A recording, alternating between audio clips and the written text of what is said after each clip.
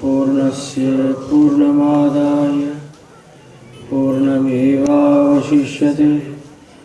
ॐ शान्ति शान्ति शान्तिः। ॐ सहनाववतु सहनौ भुनक्तु सह वीर्यं करवावहै तेजस्विनावधीतमस्तु मा विद्विषावहै। ॐ शान्ति शान्ति शान्तिः। या देवी सर्वभूतेषु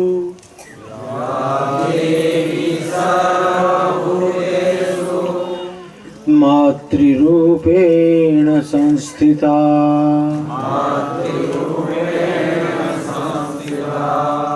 नमस्तस्यै नमस्तस्यै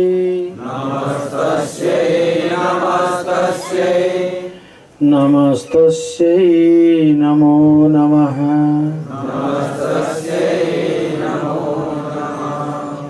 या देवी सर्वभूतेषु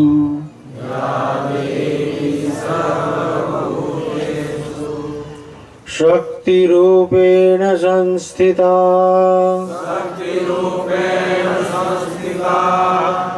नमस्तस्यै नमस्तस्यै नमस्तस्यै नमो नमः।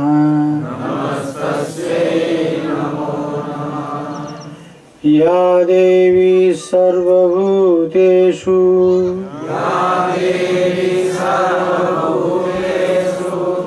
क्षमारूपेण संस्थिता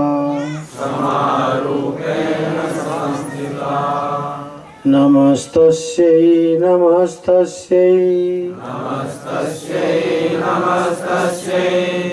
नमस्तस्यै नमो नमः।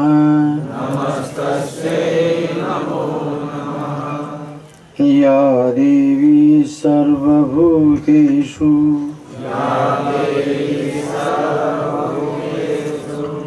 दयारूपेण संस्थिता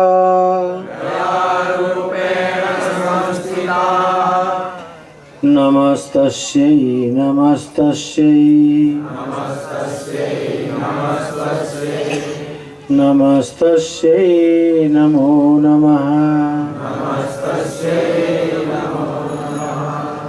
या देवी सर्वभूतेषु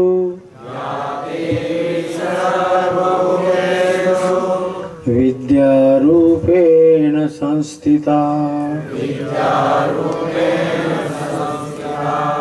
नमस्तस्यै नमस्तस्यै नमस्तस्यै नमो नमः। नमस्तस्यै नमो नमः। गुरुर्ब्रह्मा गुरुर्विष्णु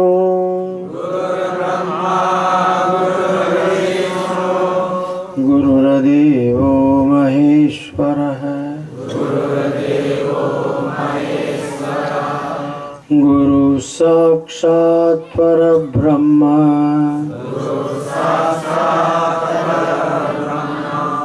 तस्मै श्री गुरवे नमः।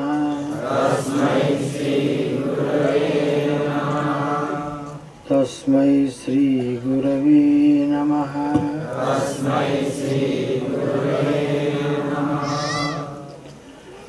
श्री राम जय जय राम। श्री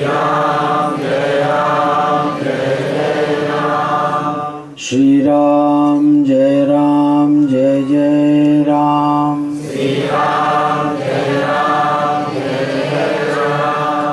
श्री राम जय जय राम।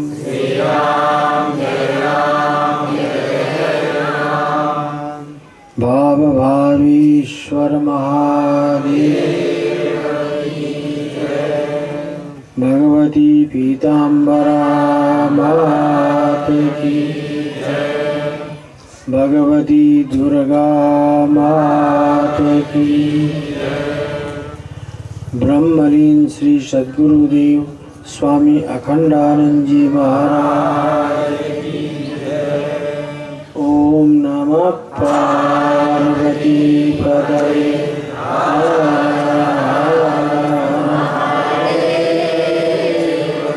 हरि बोल, हरि बोल।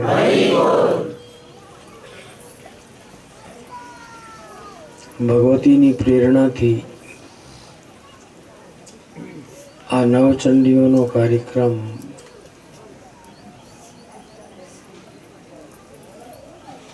બીજી જાન્યુઆરીથી પ્રારંભ થયો અને સતત ચાલી રહ્યો છે.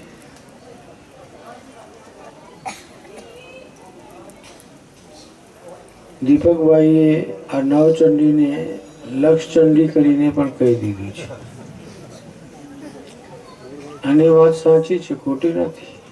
કેમ મને પૂછો કેમ? ત્યાં લક્ષચંડી ચાલે છે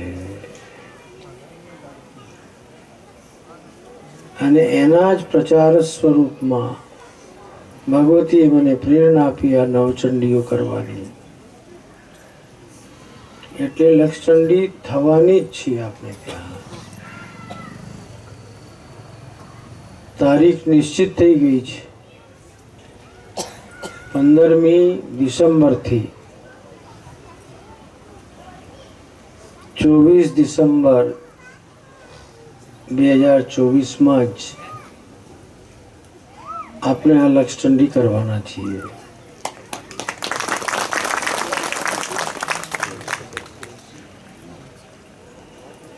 ત્યાં સુધી ભગવતીના 1 લાખ પાઠો પૂરા થઈ જવાના છે. વધારે જ થશે. અને એમાં કંઈક ઘટતા વધતા હશે ને તો ભગવતીએ કીધું કે આ નવચંડીઓ કરાવો, એટલે કોઈ દોષ રહે જ નહીં. અને ભક્તોને પણ એનો લાભ મળવું જ જોઈએ. અને જેમ વાપીમાં મેં તમને કહ્યું હતું અને સતત કહું જ છું, બધી જ જગ્યા માં બહુ દયાળુ હોય, માં બહુ કૃપાળુ હોય. પિતા કરતા પણ માતામાં દયા કરુણા ભરપૂર માત્રામાં હોય છે. અને માં જલ્દી જ પ્રસન્ન થઈ જાય છે, વહેલી તકે પ્રસન્ન થઈ જાય છે. મહાદેવજી બી વહેલી તકે પ્રસન્ન થાય છે. પણ એ ત્રણેય દેવતાઓ પોતે જ ભગવાન નારાયણ કહે છે હમણાં જ. વ્યાસે જ્યારે પ્રશ્ન કર્યું દેવર્ષિ નારદ સ્વામે, કમ દેવમ શરણમ, કયા દેવની હું શરણ જાઉં જેનાથી મને પુત્રની પ્રાપ્તિ થાય? એ પ્રસંગમાં જ દેવર્ષિ નારદે પોતાના પિતા બ્રહ્માની વાર્તા કરી અને ભગવાન નારાયણને ધ્યાનાવસ્થામાં જોઈને એમને સંદેહ થઈ ગયો અને જઈને પ્રશ્ન કરી દીધું, પ્રભુ આજ સુધી તો હું એમ જ માનીને ચાલતો હતો કે તમે જ સૌથી મોટા, અને બધા લોકો તમારું જ ધ્યાન કરતા હોય છે. પણ આજે હું હમણાં આવીને અહીંયા જોઈ રહ્યો છું ને ઊભો છું આપની સામે, તો જોઈ રહ્યો છું કે આપ પોતે ધ્યાનમાં મગ્ન છો. આપ પણ પોતે ધ્યાન કરી રહ્યા છો. आपसे श्रेष्ठ तो मैंने किसी को समझा ही नहीं था, माना ही नहीं था. त्वं तो ध्यायसि कम देवम संशयोयम महात्मना महान मम. મારા મનમાં આવો મોટો એક સંદેહ ઉત્પન્ન થઈ ગયો છે કે આપ કોણ દેવતાનું ધ્યાન કરી રહ્યા છો. ત્વત્તઃ પરમ ન પશ્યામિ દૈવમ વૈ ભુવનત્રયે. તમારાથી શ્રેષ્ઠ હું કોઈને માનતો નથી. તચ્છ્રુત્વા વચનમ તસ્ય હરિરાહ પ્રજાપતિમ શૃણુસ્વૈક મના બ્રહ્મં ત્વામ બ્રવીમિ મનોગતમ. ભગવાન નારાયણ, ભગવાન વિષ્ણુ કહે છે, हे ब्रह्मन, आपने जो बात मुझसे पूछी कही, मैं उसका जवाब दूंगा. साथ में क्या बोल रहे हैं? मनोगतम. भाई तुम्हारा ऊपर हूँ काम चढ़िया करे.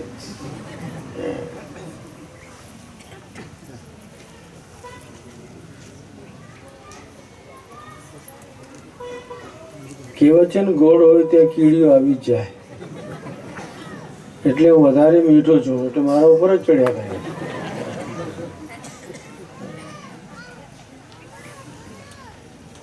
અસ્તુ, મારા મનની વાત, મનની વાણી તમે સાંભળો. ये मन की बात से मुझे प्रधानमंत्री मोदी याद आ गए.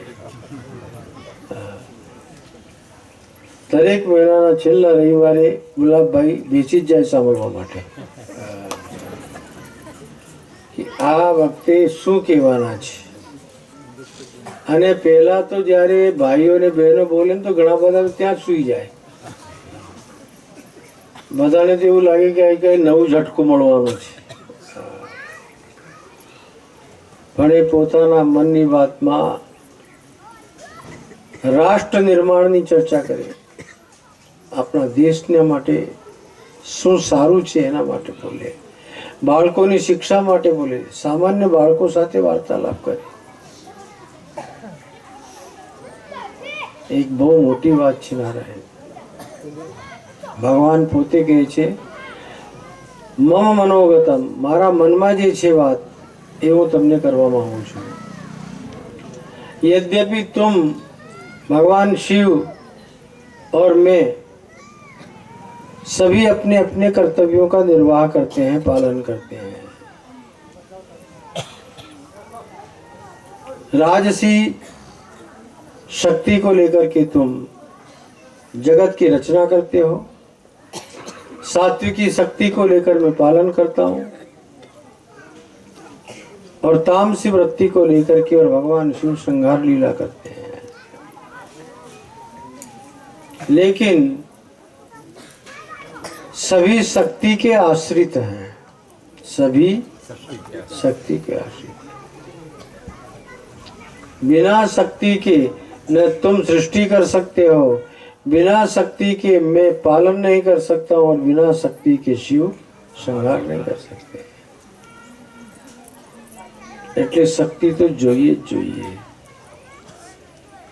ઘણા બધા દાર્શનિકોએ લખ્યું છે ઘણી જગ્યાએ, किसी भी सफल पुरुष के पीछे कोई न कोई स्त्री का हाथ होता है. मतलब शक्ति का हाथ होता है. बिना शक्ति के वो आगे कुछ कर ही नहीं सकता है. इसलिए माताओं, તમારું મહાત્મ્ય ગાન કરી રહ્યો છું. તમે શક્તિ રૂપ છો. તમારા વગર તમારા ઘરમાં કંઈ ચાલતું નથી. અગર ચાલતું હોય તો ભરત બોલે મને કે હા ચાલે જ મારું. और तो और મણીલાલ પોતે નહીં બોલી શકે આ ગળપણમાં બી કે કોકિલાનું કેટલું ચાલે છે અને મારો કેટલો ચાલે છે. શક્તિ વગર કંઈ ચાલતો है ना दिनेश भाई, बराबर चैनल। हाँ ये अच्छा इधर बैठा है, मैं गीता की तरफ देख के बोल रहा था।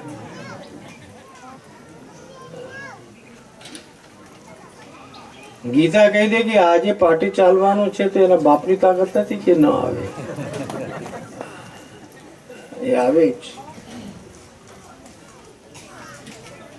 શક્તિ વગર કોઈનું ચાલતું નથી। तदधीना वयम सर्वे, स्वयं भगवान स्वीकार कर रहे हैं इस बात को, उस शक्ति के अधीन हम सब लोग हैं। प्रत्यक्षेच परोक्षेच, प्रत्यक्ष रूप थी चाहे अप्रत्यक्ष रूप थी पण બધા જ શક્તિનો આશ્રય લઈને જ કાર્ય કરતા હોય છે। તપશ્ચરામિ સતતમ તદધીનો અસ્મ્યહમ સદા, હું પોતે તપ કરું છું, શક્તિની જ પ્રેરણાથી તપસ્વી બનું છું। એમની જ પ્રેરણાથી હું બહુ સારી રીતે મારો જીવન ઐશ્વર્યમય જીવું છું, તો સાથે જ યુદ્ધ પણ કરવામાં પ્રવૃત્ત થઉં છું। એમાં પણ શક્તિ જ કારણ છે।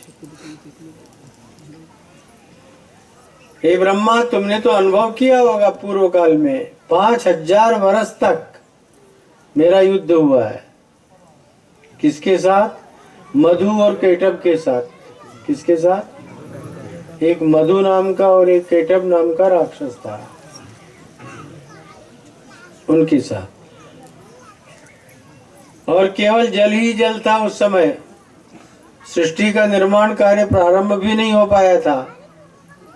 और मेरे दोनों कानों से, बाएं से मधु तो दाएं से केटव, ऐसे में खुजला रहा था कान में, और उस कर्ण मल से ये दोनों दैत्य प्रकट होकर के आ गए।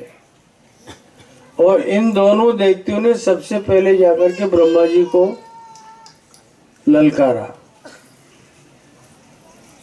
ब्रह्मा जी से जाकर के कहा, तुम बड़े आराम से बैठे हुए हो, अच्छे आसन के ऊपर बैठे हुए हो, अच्छी बात है, लेकिन ये तो बिना सूरवीरों के युद्ध के बिना निर्णय नहीं हो सकता है। तुम हमारे साथ लड़ाई करो, युद्ध करो, अगर जीत गए तो तुम बैठ जाना, नहीं तो हम बैठेंगे। सीधा चैलेंज।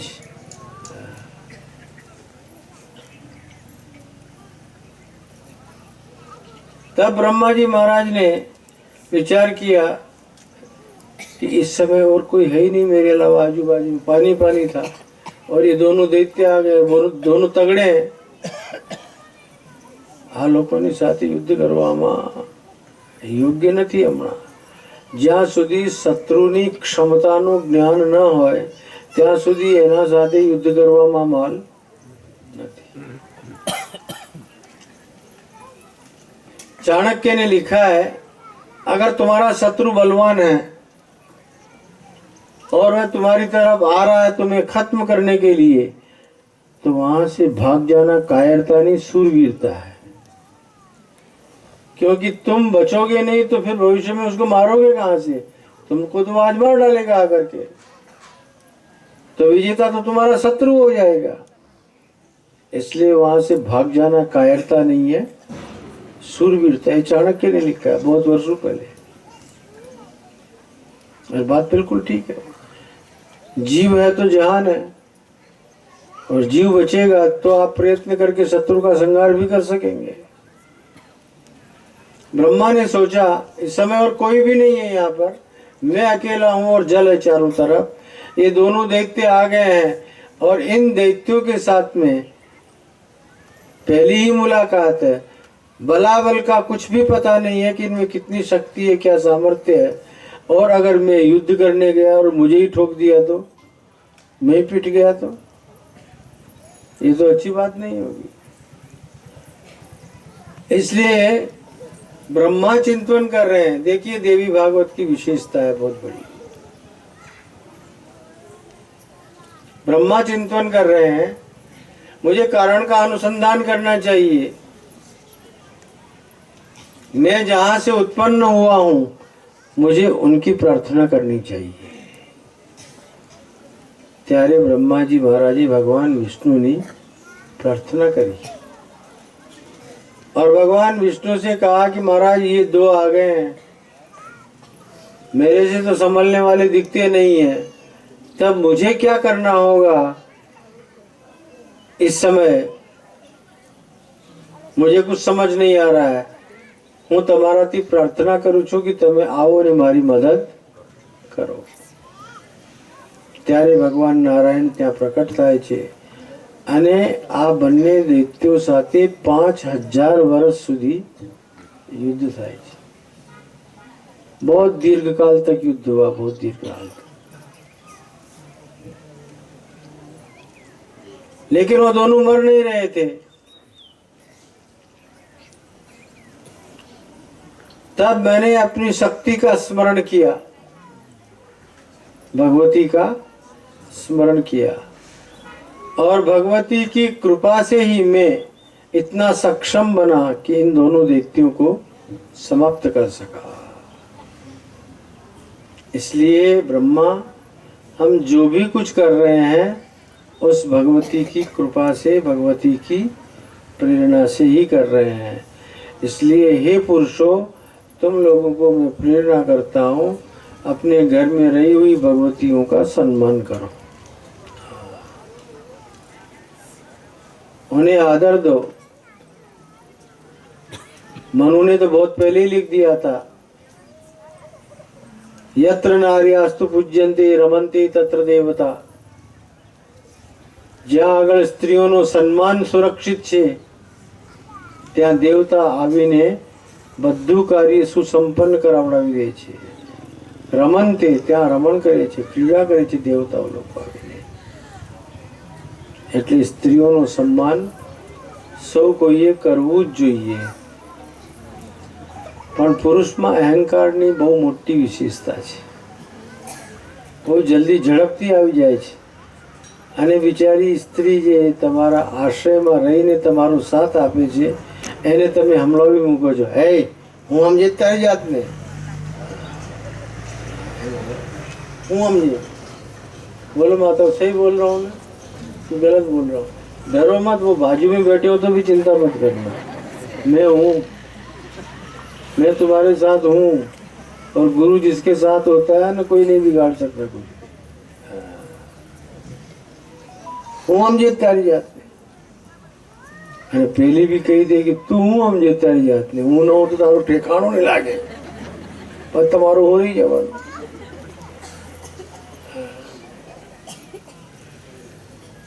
એટલે શક્તિનું સન્માન કરો। भगवान कह रहे हैं यहाँ पर, मैं उसी की प्रेरणा से, उसी की शक्ति से मधु और केटव को समाप्त कर सका था। मधु और केटव दोनों राग और द्वेष के प्रतीक है मित्रों। मधु बड़ा मीठा होता है, नहीं होता है? और राग, हमारी दीकरी, हमारो दीकरो, हमारी धनियानी, अब बोल मीठू लागे कि नहीं तमने? आज मारू मारू તમે કર્યા કરો છો, આમાં મીઠાશ છે કે નહીં તમારો? એટલે આ મધુ છે, તમારી સાથે જોડાયેલો છે। અને કૈટવ, કર્કશ વાણી, कड़वा बोलना और कटु वचन बोल करके विद्वेष को बढ़ाना, यही कैटव नाम का दैत्य है। और ये दोनों कानों से ही पैदा हुए हैं। देखो, मधुरता भी कहाँ से सुनाई देती है और द्वेष भी कहाँ से सुनाई देता है? कानों से। इन कथाओं के पीछे बड़ा रहस्य भरा हुआ होता है। ऐसा ही नहीं समझ लेना कि ये तो कहीं कहानी है, मधु केटव की कहानी, उनको मार दिया। अरे ऐसे ही थोड़ी मार, उनको मारने में 5000 वर्ष लगा, भगवान को मारने में 5000 वर्ष लगा। इस राग और द्वेष को, तुम्हारी जिंदगी तो 100 साल की नहीं पूरी।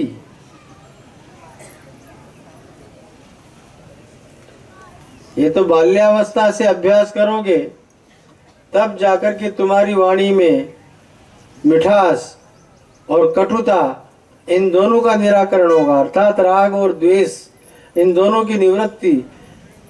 बाल्यकाल से जब गुरु सदन करोगे, गुरु सत्ती करोगे, गुरु के साथ पे रहना सीखोगे और गुरु की कृपा होगी तो ही तुम क्षमाशील बन सकते हो। इसीलिए मंगलाचरण में नित्य प्रति मैं बुलवाता हूँ, या देवी सर्वभूतेषु क्षमा रूपेण संस्थिता। एक क्षमा का भाव आप में तभी आएगा जब आप गुरु सदन करेंगे, गुरु के पास जाके बैठेंगे, गुरु से शिक्षा लेंगे। कह रहे हैं भगवान नारायण, मैं उसी भगवती की इच्छा से, उसी शक्ति की इच्छा से कभी कच्छप अवतार लेता हूँ, कभी वराह अवतार लेता हूँ, कभी नृसिंह अवतार लेता हूँ। ब्रह्मा में तुमसे एक बात पूछता हूँ, कोई भी आदमी, देखो भगवान खुद कह रहे हैं, भाई मैं नहीं बोल रहा हूँ, सुन लेना अच्छी तरह से। वो कहते हैं मैं शेष शैया के ऊपर लक्ष्मी से चरण दबवाता हुआ विश्राम करता हूँ। लक्ष्मी जी क्या करती हैं? चरण दबाती है, और मैं क्या करता हूँ? विश्राम। अरे जब कोई भगत आ जाता है ना भगवान का दर्शन करने के लिए, तो लक्ष्मी क्या करती है? भगवान के चरणों को थोड़ा सा दबा देती है, और वो इतने कोमल है उनके चरण कि थोड़ा भी स्पर्श होता है तो भगवान ऐसे आँख खोल लेते हैं। वो क्यों दबाती है? कि कोई भक्त आया दर्शन करने के लिए, तो भगवान भी थोड़ी सी आँख मुस्कुराते हुए खोल के उसको आशीर्वाद देते हैं, और फिर वापस आँख बंद। तो जब मैं इतने सुख से, आनंद से एक अपनी घर के अंदर सैया के ऊपर श्रीमती जी से पैर दबवाते हुए रह सकता हूँ, तो फिर मेरे क्या जरूरत है कछुआ बनने की, कि माछला बनने की, कि सुअर बनने की? ये तीर्यक योनियां है। ये सब कौन सी योनियां है? तीर्यक योनि है। इन तीर्यक योनियों में जाने की इच्छा मैं क्यों करूंगा? लेकिन मैं पराधीन हूँ। भगवान कह रहे हैं मैं, जैसे मैं पराधीन हो गया ना, चींटी से पीछे ही पड़ गई है।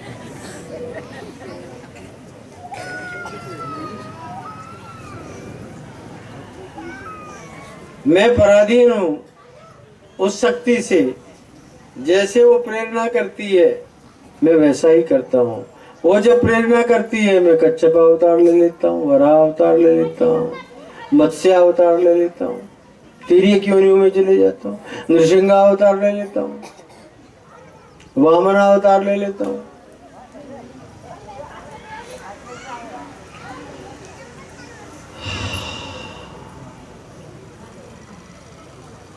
पूर्व काल की एक घटना सुनाते हैं भगवान विष्णु। एक बार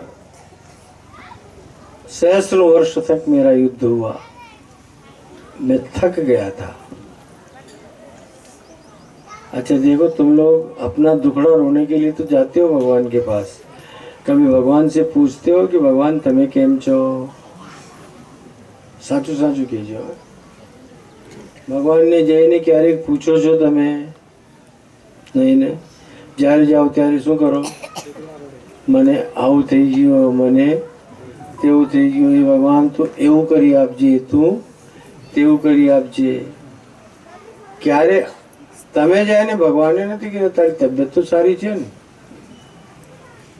કોરોનામાં પણ નહીં પૂછ્યું હશે તમે ભગવાનને કે તમને तकलीफ हुई तो हमें टेबलेट लावी आपी, टकली आपी? नहीं बोला। मैं ये तो बहुत पीछे पड़ गई, कान में घुस रही। कीड़ियों છે, कीड़ियों છે અહીંયા વધારે कीड़ियों છે। આ બધી कीड़ियों જ બેસેલી છે, સાહેબ બધી ચોટેલી છે। તો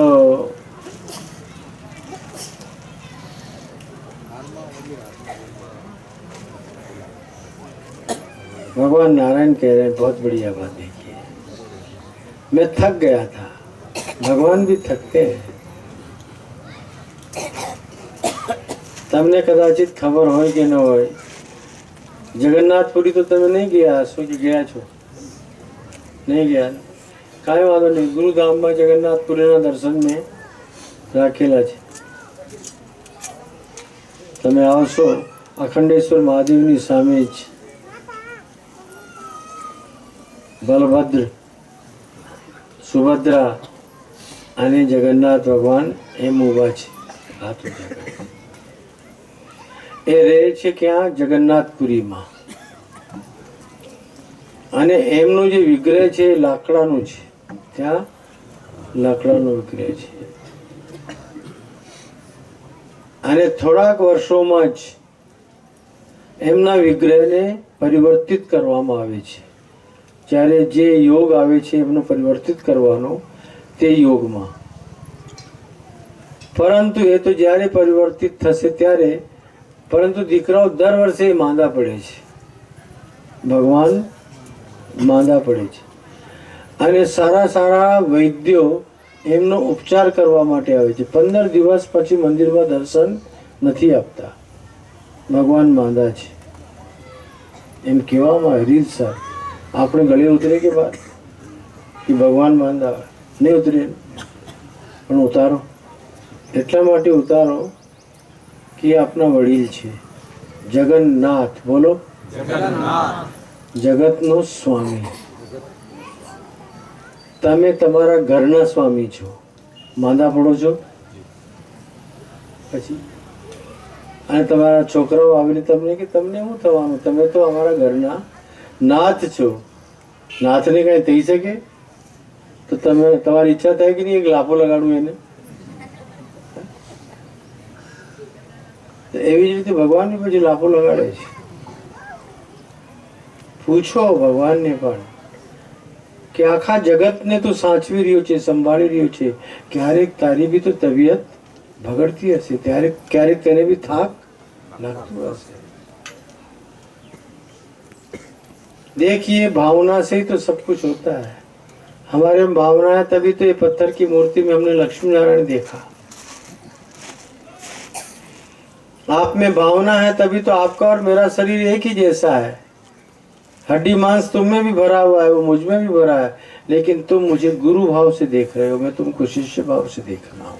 ये भाव की तो बात है.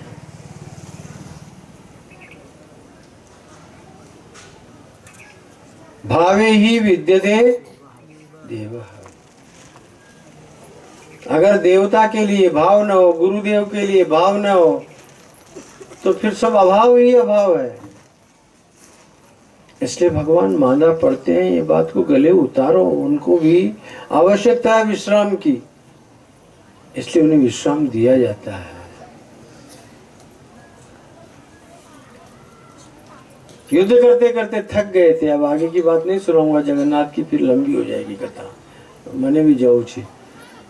तो भगवान एक समतल भूमि शोधता शोधता पहुंची गया एक जगह, અને વિચાર કર્યું કે અહીંયા જ આરામ કરી લે તો સારું. सूरवीर हैं, युद्ध विजेता होके आए थे, इसलिए उन्होंने क्या किया, अपना जो धनुष था उस धनुष को ऐसे नीचे रखा और उस पे ऐसे ठोड़ी रख दी. दाढ़ी એને શું કહેતો તમે? दाढ़ी. तो धनुष के ऊपर ऐसे दाढ़ी रख करके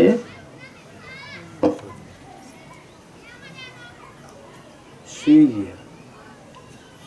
થાકેલા એટલે ઊંઘ પણ આવી ગઈ. भगवान सो गए, नींद आ गई, थके हुए थे.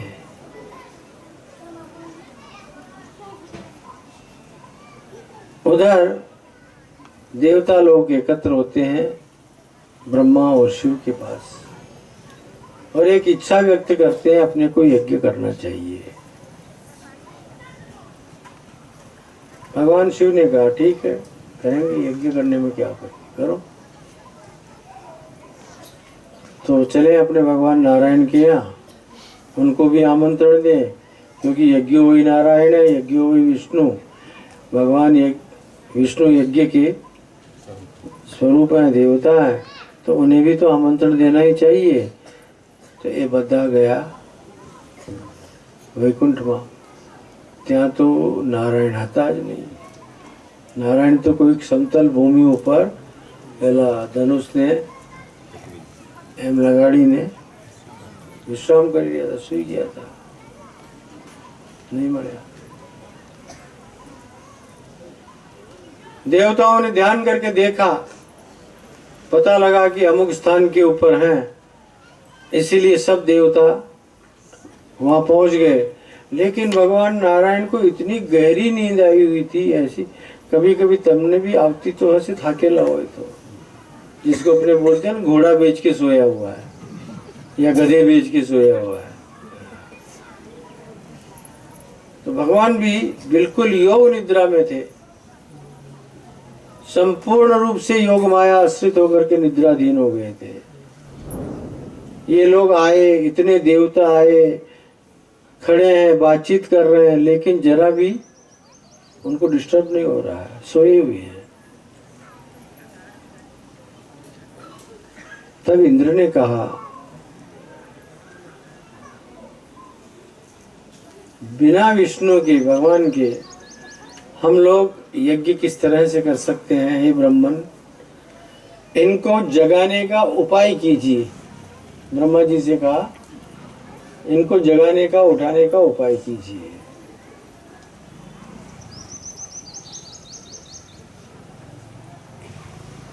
निद्रा भंग कथम कार्य चिंतयन्तु सुरोत्तमाः। इनका निद्रा भंग किस तरह से हो सकता है, उसका चिंतन होना चाहिए। तब भगवान शिव इंद्र से कह रहे हैं, किसी को भी सोते हुए जगाना दोष होता है। भगवान शिव बोलते हैं, किसी को भी निद्रा से उठाना दोष होता है, ये मैं मानता हूँ। लेकिन इस समय अपने को यज्ञ करना भी अत्यावश्यक है, इसलिए उनको उठाना भी आवश्यक है।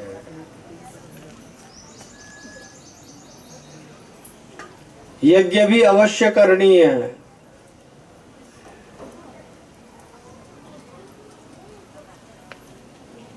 तब ब्रह्मा जी महाराज से देवताओं ने कहा, आप जगत के पिता हैं, आप ही कोई रास्ता निकालो। तो ब्रह्मा ने कहा कि एक ही उपाय हो सकता है, सुनना है ध्यान से, बहुत मजे की बात है।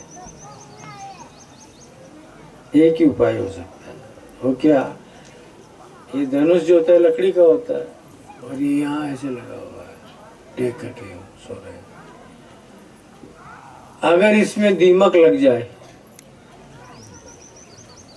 उस लकड़ी को दीमक खा जाएगा तो लकड़ी टूट जाएगी। दीमक ने सो के गुजराती में उदय, हाँ उदय, उदय, उदय तो मेरा ड्राइवर है। अच्छा उदय, शायद मेरे ड्राइवर को बोला होगा तू जा। तो वो उदय जो है वो खाएगी तो निश्चित रूप से धनुष टूटेगा और उनका माथा हिलेगा तो नींद खुल जाएगी। देखो सब उपाय तो करना पड़े ना। उत्पादिता तदा वम्री, उदय ने संस्कृत में वम्री कहेવામાં આવે। શું કહેવામાં આવે? वम्री। ब्रह्मणा परमेष्ठिना तया भक्षयितुम तत्र धनुषोग्रम धरास्थितम। ब्रह्मा जी ने उदय का निर्माण किया और उससे कहा, जो धरा पे टिका हुआ है धनुष, और यहाँ दाढ़ी के ऊपर रखा हुआ एक भाग, तुम जाओ और ऊपर वाले भाग को खा जाओ तो भगवान उड़ जाएंगे। भक्षिते अग्रे तदा निम्नम गमिष्यति सनाशनम तदा निद्रा विमुक्तोऽसौ देवदेवो भविष्यति। देवदेवः भगवान विष्णु उस समय जब ये टूट जाएगी तो निद्रा से उठ जाएंगे, निद्रा से विमुक्त हो जाएंगे। देव कार्यम तदा सर्वम भविष्यति न संशयः। तब ब्रह्मा जी महाराज ने उस वम्री को उत्पन्न किया और आज्ञा दी कि तुम जाओ। तब वो दीमक ने कहा, वम्री ने कहा, उदय ने कहा ब्रह्मा जी से, निद्रा भंग कथाच्छेदो दंपत्यो प्रीति भेदनम शिशु मातृ विभेदश्च ब्रह्महत्या समम स्मृतम निद्रा भंगम कथम कार्यो देवस्य जगताम पते। हे ब्रह्मा जी महाराज, आपने मुझे ऐसा काम क्यों बताया है? मैं भगवान विष्णु की निद्रा भंग कैसे कर सकती हूँ? क्योंकि किसी की निद्रा का भंग करना, ध्यान से सुनना, पहली बात, नींद में बाधा डालना, कथा में विघ्न पैदा करना, कथाच्छेदो, कथा में विघ्न पैदा करना, दंपत्यो हो प्रीति भेदनम, पति पत्नी के बीच में कलह करवाना, छूटा छेड़ा की नौबत आ जाए, शिशु मातृ विभेदस्य, माता और पुत्र के बीच में झगड़ा करवाना, ये सब जितनी भी चीजें हैं ब्रह्म हत्या समम स्मृतम, ये ब्रह्म हत्या के समान लगता है। इसलिए कोई नहीं होंगे लो है तो जगाड़ता। समझन पड़ी?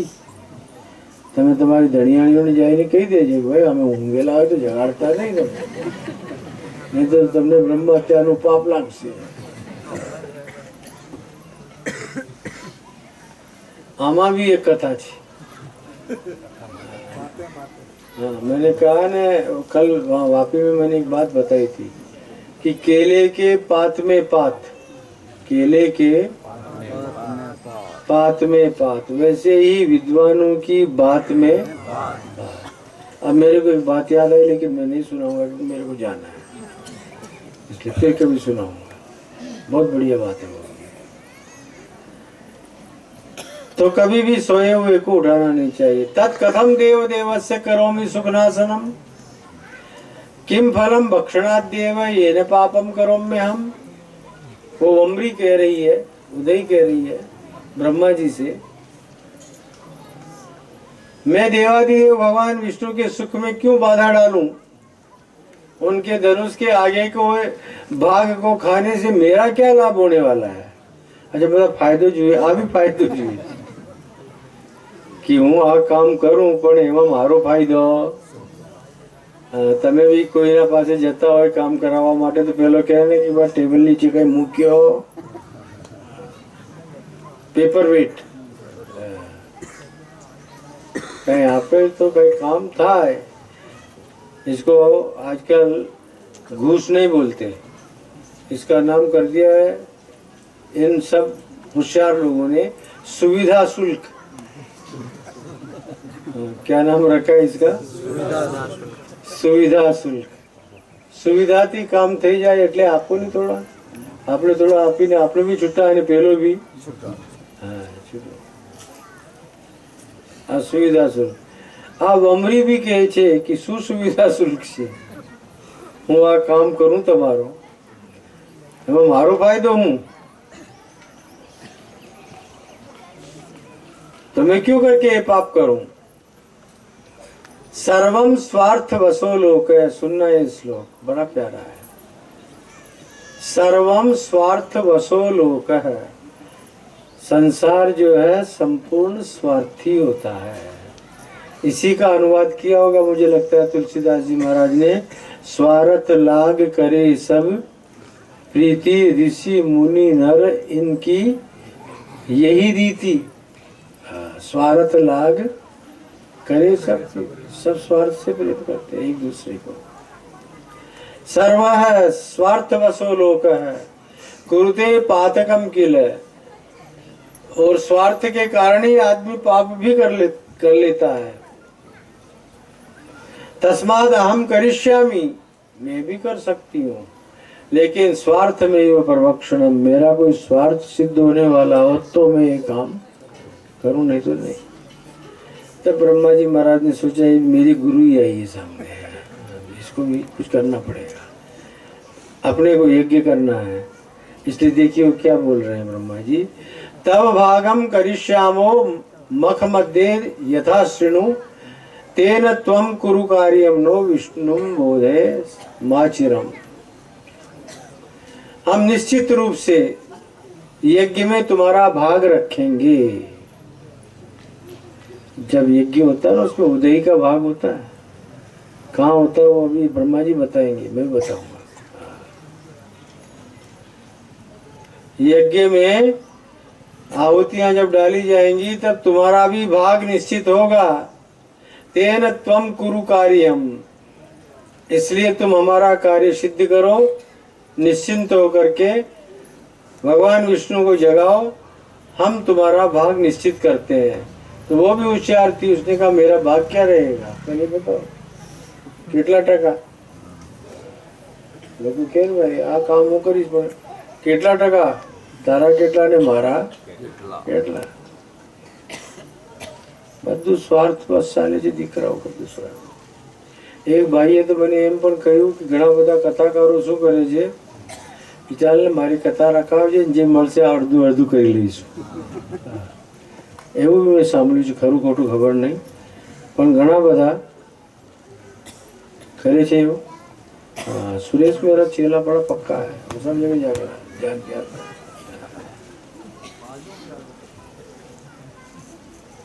तो पूछ लेता है, कह देता है मैं मारो कार्यक्रम कथानु राखजे, एमा जे मळशे एमा तवार धम जम अमार धम, अर्धो अर्धी स्वाहा। तारो अर्धो ने मारो पण अर्धो। क्यारेक ए भाई लोगो વધારે હોશિયાર થઈ જાય તો કે નહીં 60-40 ચાલે છે, હું 60 લઈશ તો કથાકાર 40 લેજે, તો બી માની જાય પછી અને કરાવી લે। तो ब्रह्मा जी से उमरी बोलती है कि मेरा क्या भाग होने वाला है। तब नारायण वहां के ऊपर ब्रह्मा कहते हैं होम कर्मणि पारस्वे च हविर्दानात् पतिष्यति तत्ते भागम विजानीहि कुरु कार्यम त्वरान्विता। स्वाहा ऐसा जब डालते हैं ना तो नीचे गिर जाता है इस साइड में, यज्ञ के कुंड के बाहर बहुत सारा आहुति भाग नीचे गिर जाता है। वो जो चारों तरफ कुंड के गिरा हुआ आहुति भाग है वो वमरी का हिस्सा होता है। ब्रह्मा ने कहा वो तुम्हारे नाम, देवताओं को दी गई आहुति में डाला गया जो हविष्यान्न है, वो जब यज्ञ कुंड के बहिर्भाग में गिरेगा वो सब तुम्हारा। इसलिए देखो जो नीचे गिरा हुआ होता है ना उसको कभी भी कुंड में नहीं डालते। पात्र में बचे हुए को कुंड में डालेगा पंडित, लेकिन जो चारों तरफ होगा झाड़ू मार करके इकट्ठा किया जाएगा उसको कुंड में नहीं डालेगा, क्योंकि वो उदय का हिस्सा है, उसका भाग है। सूत वाच है, सूत जी महाराज कहने लगे अब जाने तो नहीं, इतना ही रखो क्योंकि आगे एक बड़ी दुर्घटना घटने वाली है। तो ये फिर हम 8 तारीख को मोटा पोंडा में सुनाएंगे। अभी 1:45 बजने को आ रहा है, तो यही पूर्णाहुति करता हूँ। वो वमरी जाएगी और उस धनुष के अग्रभाग को खाएगी और खाने के बाद में वो धनुष टूटेगा और उसके टूटने से भगवान विष्णु के सिर पर चोट लगेगी या कंठ में, जिससे उनका शिरच्छेदन हो जाएगा। मतलब बहुत विचित्र कथा है आगे और उसका भी कुछ संबंध है, मैं बाद में करूँगा। आज इतना ही समझो। अब 8 तारीख को आगे की कथा आपको सुनाऊंगा। ओम पूर्णमद पूर्णमिदं पूर्णात् पूर्णमुदच्यते पूर्णस्य पूर्णमादाय पूर्णमेवावशिष्यते। ओम शांति शांति शांति। मित्रों 25